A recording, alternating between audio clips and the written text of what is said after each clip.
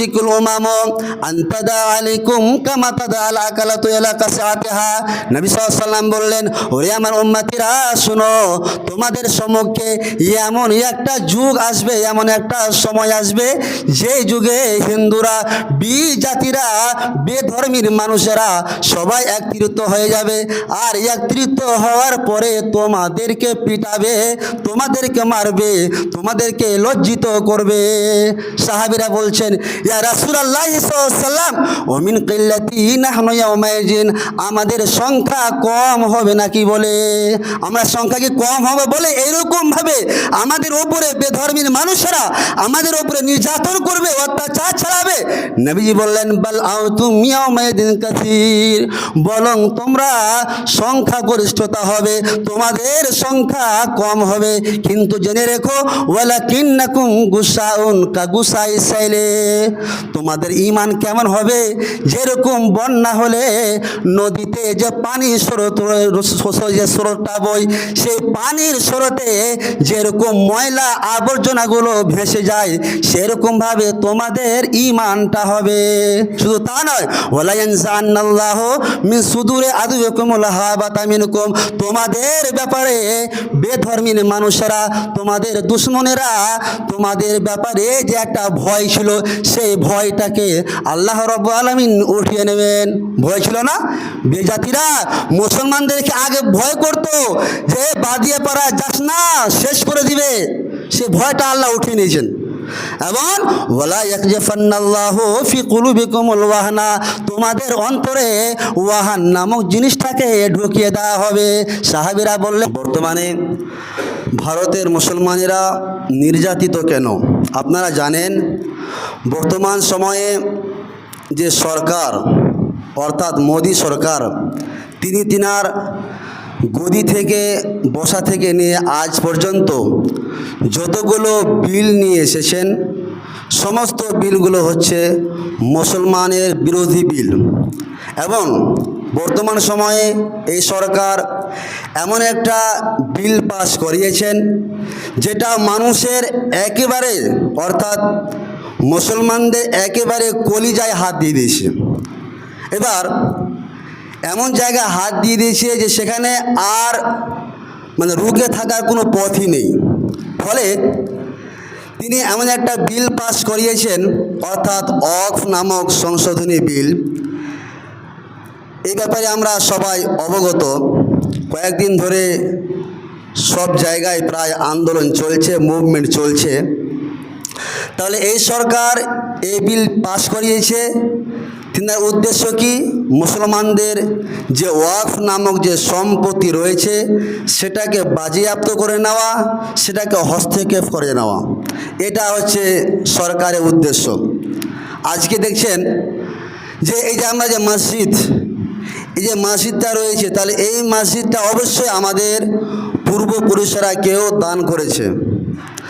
তাহলে এই যে মসজিদটার জায়গাটা দান করেছে, এবার সরকার এমন একটা বিল পাস করিয়েছে যে আপনাকে কালকে বা 1 মাস পর বা 2 মাস পর এসে বলবে যে এই জায়গাটা হচ্ছে আমার, অর্থাৎ ওয়াকফের জায়গাটা নয়। এরকম হয়ে যাবে। যেদিন আপনার 2 তারিখে ওয়াকফ নামক সংশোধনী বিল পাস হয়েছে, 3 তারিখেই ইউপিতে আপনার কত একর কবরস্থান নিয়ে ওরা বিক্ষোভ করল। অর্থাৎ একজন মানুষ মারা যায়, সেই মরা মানুষটাকে মাটি দিতে দেয়নি। ভাবতে পেরেছেন? তাহলে এই সময়ে আমাদের করণীয় কি রয়েছে? এই সময়ে আমাদের করণীয় রয়েছে আন্দোলন করা, মুভমেন্ট করা। তার কারণ হচ্ছে যে ফান্ডামেন্টাল রাইটস আমাদের রয়েছে, আমাদের আওয়াজটাকে আমরা উঁচু করতে পারবো, আন্দোলন করতে পারবো। কাজে এটা আমাদের অতীব প্রয়োজন। এবং তার পাশাপাশি আমাদের খেয়াল রাখতে হবে সে আন্দোলন করতে গিয়ে যাতে করে কোনো কন্ট্রোলাধীন না হয়ে যায়। সব জিনিস নিজেকে কন্ট্রোলের মধ্যে রাখতে হবে। অর্থাৎ এই যে একটা হিন্দু মুসলমান আমরা এক জায়গায় বসবাস করছি, কাজে হিন্দু মুসলিম না হয়ে যায়, এরকম যেন প্রস্তুতি না হয়ে যায়, এরকমভাবে কন্ট্রোল রেখে এই আন্দোলন বা মুভমেন্টটা করতে হবে। তার পাশাপাশি যেটা আমাদের করণীয় সেটা কি? আমাদের ঈমানকে মজবুত করা। আমাদের ঈমান নেই, নামাজ নেই, রোজা নেই, আর আপনি যে ওয়াকফ নামক বিলের জন্য আন্দোলন করতে যাচ্ছেন, আমরা এর আগের যতগুলো আপনি কোরআনের ইতিহাস বা হাদিসের ইতিহাস যখন আপনি পড়বেন, পড়তে গিয়ে আপনি দেখতে পাবেন যে প্রায় যুদ্ধে কি হয়েছে, মুসলমানের সংখ্যা কম, হিন্দুর সংখ্যা বেশি, বেধর্মীর সংখ্যা বেশি। বেশি হলেও আল্লাহ রাব্বুল আলামিন সাহায্য করেছিলেন মুসলমানদেরকে। কিসের দৌলতে? ঈমানের দৌলতে। আজকে মুসলমান মার খাচ্ছে, লাঞ্ছিত হচ্ছে, অপমানিত হচ্ছে। ভারতের মুসলমানেরা নিন্দানিত, অপনীত, লাঞ্ছিত বর্তমান সময়ে। তাহলে এরকম যে বারবার ঘটছে কেন? আপনার আমার ঈমান কমে গেছে বলে আল্লাহ রাব্বুল আলামিন কোরআন মাজিদের মধ্যে তুলে ধরছেন, আফাতুমিনুনা বিবাদিল কিতাব ওয়া তাকফুরুনা বিবাদ। হে পৃথিবীর মানুষের মধ্যে ঈমানদার মানুষেরা শুনো, আফাতুমিনুনা বিবাদিল কিতাব, তোমরা কি কোরআনের কিছু অংশে ঈমান আনো আর কিছু অংশকে তোমরা ছেড়ে দাও? অর্থাৎ কিছু অংশকে মানলাম আর কিছু অংশকে ছেড়ে দিলাম। তো এইরকম যদি ব্যবহার হয় আমাদের, এইরকম যদি আমাদের কর্ম হয়, তাহলে আল্লাহ রাব্বুল আলামিন বলছেন, ফামা জাযাউ মান ইয়াফআলু যালিকা মিনকুম, তোমাদের এই কর্মের কারণে, অর্ধেককে মানলাম অর্ধেককে ছেড়ে দিলাম, এই ব্যবহারের কারণে, এই কর্মের কারণে, ইল্লা খিজুন ফিল হায়াতি দুনিয়া, তোমাদেরকে দুনিয়াতে লাঞ্ছিত করা হবে, তোমাদেরকে দুনিয়াতে অপমানিত করা হবে, দুনিয়াতে ঝাঁটা খাবে। তার পাশাপাশি ওয়ায়াউমাল কিয়ামতে ইউরাদ্দুনা ইলা আশাদ্দিল আযাব, কিয়ামতের দিনে আল্লাহ রাব্বুল আলামিন তোমাদেরকে কঠিনতম শাস্তির দিকে ফিরিয়ে দেবেন আল্লাহ রাব্বুল আলামিন। তারপরে বলছেন, ওয়ামাল্লাহু বিগাফিলিন আম্মা তা'মালুন, হে পৃথিবীর মানুষেরা তোমরা জেনে রাখো, তোমরা পৃথিবীতে যা কিছু কর্ম করো সেই সম্পর্কে আমি আল্লাহ রাব্বুল আলামিন সব কিছু জানি। কাজেই ঈমান আল্লাহর প্রতি পরিপূর্ণভাবে নিয়ে আসতে হবে। অর্ধেককে মানলাম অর্ধেককে ছেড়ে দিলাম, যদি এই কাজটা আপনার আমার মধ্যে থাকে, তাহলে দুনিয়াতে ঝাঁটা খেতে হবে, দুনিয়াতে লাঞ্ছিত হতে হবে, দুনিয়াতে অপমানিত হতে হবে। এই আয়াত দ্বারা প্রমাণিত হলো। শুধু তা নয়, দুনিয়াতে তো লাঞ্ছিত হতে হবে, আখিরাতে আল্লাহ রাব্বুল আলামিন কঠিনতম শাস্তির দিকে ফিরিয়ে দেবেন। অর্থাৎ আল্লাহ রাব্বুল আলামিন কিয়ামতের মাঠে কঠিনতম শাস্তি দেবেন। এই জন্য আল্লাহ রাব্বুল আলামিন কোরআন মাজিদের মধ্যে ঈমানদার মানুষদেরকে আহ্বান করে বলেন, হে ঈমানদার মানুষরা শোনো, ইয়া আইয়ুহাল্লাযীনা আমানু দুখুলু ফিস সিলমি কাফা, হে ঈমানদার গোয়েরা তোমরা ইসলাম ধর্মে পরিপূর্ণরূপে দীক্ষিত হয়ে যাও, তোমরা ইসলাম ধর্মে পরিপূর্ণরূপে প্রবেশ হয়ে যাও। অর্ধেক পা রাখলাম অর্ধেককে ওদিকে রেখে দিলাম, এটা নয়। অর্ধেককে মানলাম অর্ধেককে ছেড়ে দিলাম, এটা যেন না হয়। ইসলাম ধর্মে পরিপূর্ণরূপে দীক্ষিত হয়ে যেতে হবে। এটা হচ্ছে এক নম্বর লাঞ্ছিত হওয়ার কারণ। দ্বিতীয় নম্বর হচ্ছে আল্লাহর প্রতি ঈমান নিয়ে আসলাম।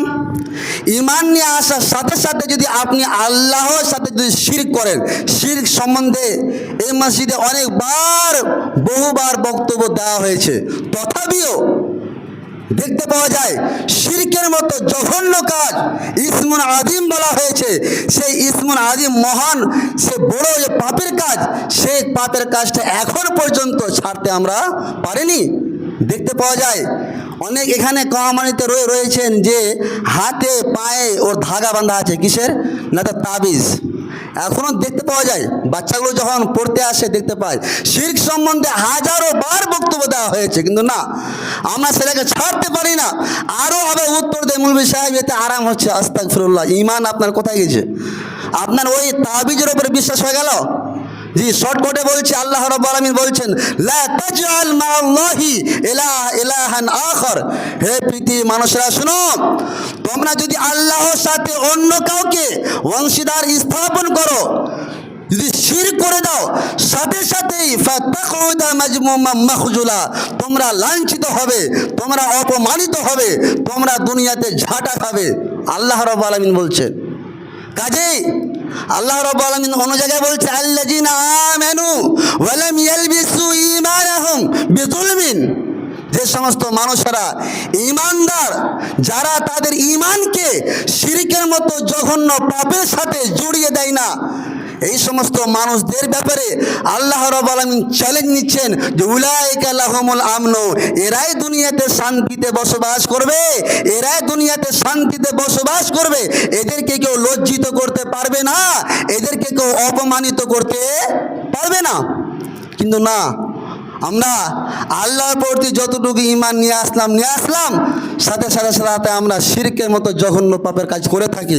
কতগুলো পাপের কাজ করে থাকি, শিরকের মতন ভয়াবহ পাপের কাজ কতটা করে থাকি, এর আগে জুমায় পুরো ডিটেলস আপনাদের সামনে আমি আলোচনা করেছিলাম। আজকে শর্ট করে চলে যায়। তাহলে দ্বিতীয় নম্বর কি হলো, যে এই দুনিয়াতে লাঞ্ছিত হওয়ার কারণ হচ্ছে শিরকের মতো জঘন্য পাপের কাজে লিপ্ত হওয়া যাওয়া। তৃতীয় নম্বর হচ্ছে আমি ঈমান নিয়ে আসলাম, শিরককে ছেড়ে দিলাম, সাথে সাথে আমাদের কর্ম হলো, কাজ হলো সৎ কাজ করা, সৎ কাজ করা, নেকির কাজ করা। আল্লাহ রাব্বুল আলামিন কোরআন মাজিদের মধ্যে বলছেন মান আমিলা সলিহান মিন যাকারিন আও উনসা, তোমাদের মধ্যে যে সমস্ত মানুষেরা মান আমিলা সলিহান মিন যাকারিন আও উনসা, সে পুরুষ হোক অথবা মহিলা হোক, সে ছেলে হোক অথবা মেয়ে হোক, তোমাদের মধ্যে যারা ঈমানদার, শর্ত হলো ঈমানদার হতে হবে, মুমিন হতে হবে, তারা যদি সৎ কর্ম করে, মানে আমিলা সলিহান মিন যাকারিন আও উনসা ওয়া হুয়া মুমিনুন, আল্লাহ রাব্বুল আলামিন তারপরে বলেন ফালা নুহইয়ান্নাহু হায়াতান তাইয়্যিবা। ঈমান নিয়ে আসার কারণে, সাথে সাথে সৎ কর্ম করার কারণে আমি আল্লাহ রাব্বুল আলামিন ফালা নুহইয়ান্নাহু হায়াতান তাইয়্যিবা, তাদের জীবনটাকে আমি সুখময় বানিয়ে দেব।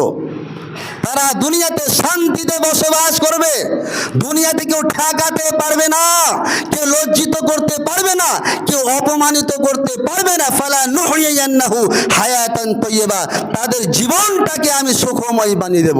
শুধু তা নয়, দুনিয়াতে শান্তিতে বসবাস করবে, তার সাথে সাথে ওয়ালা নাজজিয়ান্নাহুম আজরাহুম বিআহসানি মা কানু ইয়ামালুন, তাদের সৎকর্ম করার কারণে আমি আল্লাহ রাব্বুল আলামিন কিয়ামতের দিনে তাদের জন্য উত্তম ঠিকানা রেখেছি। আজকে কোথায় আল্লাহ রাব্বুল আলামিন অন্য জায়গায় বলছেন আল্লাযিনা আমানু ওয়া আমিলুস সলিহাত তুবা লাহুম ওয়া হুসনু মাআব, তোমাদের মধ্যে যে সমস্ত মানুষরা ঈমানদার আর ঈমান নিয়ে আসার সাথে সাথে যারা সৎ কর্ম করে, তাদের কথা আল্লাহ রাব্বুল আলামিন বলছেন তুবা লাহুম ওয়া হুসনু মাআব, আমি আল্লাহ রাব্বুল আলামিন তাদের জীবনটাকে সুখময় বানিয়ে দেব। সাথে সাথে তাদের জন্য আল্লাহ রাব্বুল আলামিন কিয়ামতের মাঠে উত্তম ঠিকানা রেখেছেন। এবার যদি আপনি আল্লাহর প্রতি ঈমান না নিয়ে আসেন, শিরকের মতো জঘন্য পাপের কাজে যদি আপনি লিপ্ত হন এবং সৎকর্ম যদি না করে থাকেন, আপনার ক্ষতিটা কোথায়? আল্লাহ রাব্বুল আলামিন অন্য জায়গায় বলছেন ওয়ামান আরাদা আন যিকরি, তোমাদের মধ্যে যে সমস্ত মানুষরা আমাকে স্মরণ করা থেকে মুখ এড়িয়ে নিল, ফাইন্না লাহু মাঈশাতান দাওকা, আমি আল্লাহ রাব্বুল আলামিন তাদের জীবনটাকে সংকীর্ণ করে দেব। তারা দুনিয়াতে লজ্জিত হয়ে থাকবে, অপমানিত হয়ে থাকবে। শুধু তা নয়, দুনিয়াতে লজ্জিত হবে, অপমানিত হবে, তাদের জীবনটাকে আমি সংকীর্ণ বানিয়ে দেব। এবং ওয়া নাহশুরুহু ইয়াওমাল কিয়ামাতি আমা, কিয়ামতের মাঠে আমি আল্লাহ রাব্বুল আলামিন এই সমস্ত মানুষদেরকে অন্ধ অবস্থায় উঠাবো।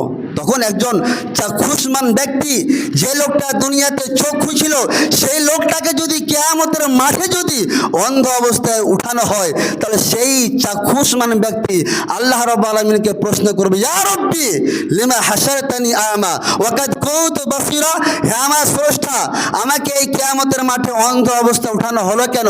আমার তো দুনিয়াতে দুটো চোখ ছিল। আল্লাহ রাব্বুল আলামিন উত্তর দেবেন কাযালিকা আতাতকা আয়াতুনা ফানাসিতাহা ওয়া কাযালিকা ইয়াওমা তুনসা, বান্দা, দুনিয়াতে যেরকম তুই আমাকে ভুলে গেছিলি, আজকেও আমি তোমাকে ভুলে গেলাম। কাজেই আল্লাহর প্রতি পরিপূর্ণ ঈমান নিয়ে আসুন, সাথে সাথে শিরকের মতো জঘন্য পাপের কাজ আজকেই ছেড়ে দেন, সাথে সাথে সৎ কর্ম করেন, নেকির কাজ করেন। তাহলে এই মোদী সরকারের মতো হাজারো সরকার এমনি গিরে যাবে, ধুলিস্যাৎ হয়ে যাবে। আল্লাহ রাব্বুল আলামিন ধুলিস্যাৎ করে দেবেন। আমরা যদি আল্লাহকে খুশি করতে পারি, এই অফ নামক বিল এমনিতেই প্রত্যাহার হয়ে যাবে। শুধুমাত্র আল্লাহকে খুশি করতে হবে, শুধুমাত্র আল্লাহকে খুশি করতে হবে। জি, 4 নম্বর চলে যায়, যেটা আমাদের সমাজের মধ্যে হয়, সেটা কি? আমাদের মধ্যে কোনো ব্যক্তি ভুল কাজ করলো, গুনাহের কাজ করলো, তো কাজ করেছে, তখন আমি বলছি ওর বেটা করেছে তো আমার কি হলো, ওর ছেলে করেছে তো আমার কি, ও করেছে করুক গা, ও বুঝবে। জি না, খবরদার। নবী সাল্লাল্লাহু আলাইহি ওয়াসাল্লাম বলছেন, মা মিন রাজুলিন ইয়াকুনু ফি কওমিন ইউমালু ফীহিম বিল মাসি, তোমাদের মধ্যে যখন কোনো ব্যক্তি পাপের কাজ করে নাই, গুনাহের কাজ করে নিল, ইয়াকদিরুন আলাইহি, এমন কিছু মানুষের ক্ষমতা রয়েছে তার বিরুদ্ধ করার, কিন্তু ফালা ইউগাইরু, সেটা ক্ষমতা প্রয়োগ করলো না, এই তো বলে দিল ওর বেটা করেছে, ও বুঝবে, আমি কেন করতে যাব, আমি কেন বলতে যাব। এরকম যদি হয়ে থাকে, নবী সাল্লাল্লাহু আলাইহি ওয়াসাল্লাম বলছেন ওই জাতি অতক্ষণ পর্যন্ত মৃত্যুবরণ করবে না যতক্ষণ পর্যন্ত আল্লাহ রাব্বুল আলামিন আযাব তাদের উপরে নিপাতিত না হবে, অর্থাৎ আল্লাহর আযাব তাদের উপরে আসবে। এবং যখন আল্লাহর আযাব চলে আসবে, নবী সাল্লাল্লাহু আলাইহি ওয়াসাল্লাম অন্য হাদিসের মধ্যে বলছেন, ওয়ায়ু শেকান্নাল্লাহু আইয়াবাসা আলাইকুম ইয়াকাবান মিনহু সুম্মা তাদউনাহু ফালা ইউস্তাজাবু লাকুম, এবং ওই সময়ে যখন আযাব চলে আসবে, তখন কিছু কিছু আল্লাহওয়ালা মানুষ, সুফি সাফা মানুষ, যে লোকগুলো ভালো কাজের আদেশ করেনি, মন্দ কাজে নিষেধ করেনি, সেই লোকগুলো তখন আল্লাহর কাছে প্রার্থনা করবে, আল্লাহ জি তুমি আমাকে এই আযাব থেকে পানাহ দাও, পরিত্রাণ দাও। নবীজি বললেন ফালা ইউস্তাজাবু লাকুম, সে সময়ে এই সমস্ত মানুষের দোয়া কবুল করা হবে না। কাজে আমর বিল মারুফ ওয়া নাহা আনিল মুনকার, সমাজে কেউ খারাপ কাজ করেছে, তার যেটা শাস্তি নেওয়ার যোগ্য তাকে শাস্তি দিতে হবে। যে সমস্ত সমাজের ক্ষমতাবান দায়িত্বশীল ব্যক্তি রয়েছেন, সমাজে কেউ পাপের কাজ করলো, তার বিরুদ্ধে অ্যাকশন নেন। এটা কেন হবে? মসজিদের বিরুদ্ধে কেউ উল্টা করলো, তার প্রতি অ্যাকশন, এটা কেন হবে? তাহলে সমাজ ঠিক থাকবে, আল্লাহ শান্তি ফিরে আসবে, শান্তিতে আপনি বসবাস করবেন। তার পাশাপাশি চলে যায়, এটা পয়েন্ট বলে আমার বক্তব্য ইতি করবো, সময় শেষ হয়ে সময় হয়ে গেছে আর কি। চলে আসি নবী সাল্লাল্লাহু আলাইহি ওয়াসাল্লামের একটা হাদিস, সেটা কি? দুনিয়ার সময়ে মানুষেরা লজ্জিত, অপমানিত, বা সরকার মানুষদের উপর, মুসলমানদের উপরে সদা সর্বদা বিরোধী। আপনারা জানেন, যতদিন পর্যন্ত সরকার যেদিন থেকে গদিতে বসেছে, সেদিন থেকে মুসলমানদের বিরুদ্ধে সব কথাই বলে, সব কথাই বলে। তো আমাদের এখানে করণীয় যেটা রয়েছে সেটা তো বললাম, তার পাশাপাশি ইমানকে মজবুত করা, তার পাশাপাশি যেটা আমাদের যেটা ভুল হয়ে থাকে সেটা কি? আমরা বর্তমান সময়ে দুনিয়াকে বেশি আমরা প্রাধান্য দিয়েছি, দুনিয়ার ভালোবাসায়, দুনিয়ার মোহে আমরা বেশি পড়েছি। আল্লাহ রাব্বুল আলামিনকে যে খুশি করতে হবে, তার যে ইবাদত করতে হবে, সেদিকে না গিয়ে আমরা দুনিয়ার ভালোবাসায়, দুনিয়ার মোহে এবং মৃত্যুকে যে ভয় করতে হবে, মৃত্যুর ব্যাপারে যে সর্বদা সচেতন থাকতে হবে, যে কখন যে মরণ চলে আসে, সেই সম্পর্কে আমরা অজ্ঞতাভাবে দুনিয়াতে বসবাস করি।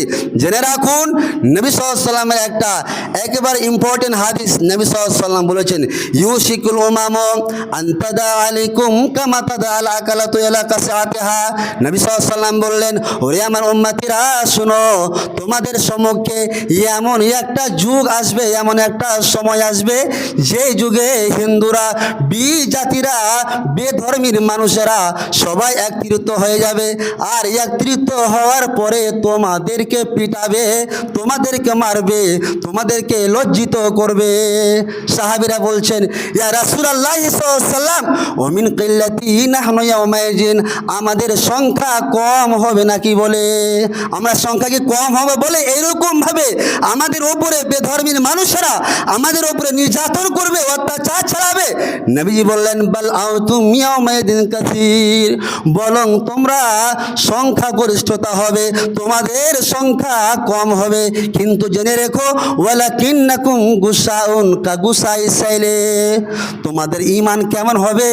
যেরকম বন্যা হলে নদীতে যে পানির স্রোত যে স্রোতটা বই, সেই পানির স্রোতে যেরকম ময়লা আবর্জনাগুলো ভেসে যায়, সেরকমভাবে তোমাদের ঈমানটা হবে। শুধু তা নয়, ওয়ালা ইয়ানজাআন্নাল্লাহু মিন সুদুরি আদুইকুমুল হাবাতা মিনকুম, তোমাদের ব্যাপারে বেধর্মীর মানুষেরা, তোমাদের দুশমনেরা তোমাদের ব্যাপারে যে একটা ভয় ছিল, সেই ভয়টাকে আল্লাহ রাব্বুল আলামিন উঠিয়ে নেবেন। ভয় ছিল না? বেজাতিরা মুসলমানদেরকে আগে ভয় করতো যে বাদিয়ে পাড়া যাস না, শেষ করে দিবে, সে ভয়টা আল্লাহ উঠিয়ে নিয়েছেন।